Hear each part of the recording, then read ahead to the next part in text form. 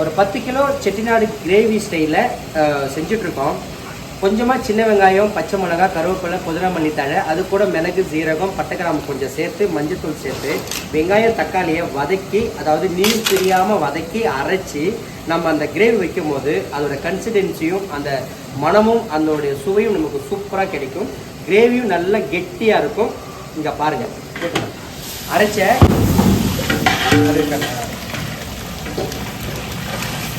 அரைச்ச அந்த சாந்து, அந்த வெங்காயம், தக்காளி, பச்சை மிளகாய், அந்த பட்டைக்கிராம்பு கொஞ்சம், மிளகு, சீரகம்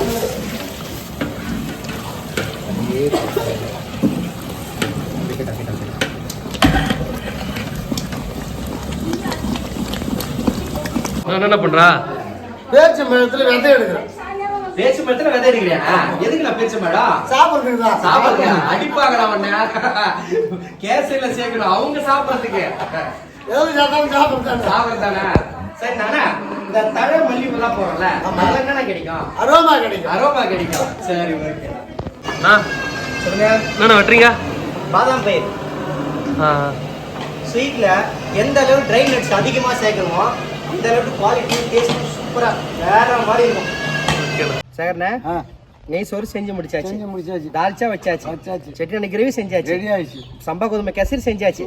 உடச்சு காமிப்பானே? சரிண்ணே. இதோட அளவு வீடியோ எல்லாம் சொல்லலாண்ணே. கடைசியா புதினா தழியை தூவி, மல்லித்தூவியை தூவி உடைக்கிறேண்ணே. உடச்சுமாண்ணே? சரி, அப்படி கிட்ட வாங்க மாஸ்டர். எப்படின்னா இருக்க? சூப்பரா இருக்காண்ணா. நெய் பழப்பழம் எப்பவுமேண்ணா பாசுமதி மட்டும் இல்ல, 24 கேரட்டி உதிரா எடுக்கிறேண்ணா. சரியாண்ணா? நல்லா ஒயிட்டா இருக்காண்ணா. நெய் சோறு எப்படி இருக்கு? சூப்பர். நல்லா உதிரியா அப்படியே சாதம் குளுக்க கொட்டுதாண்ணா.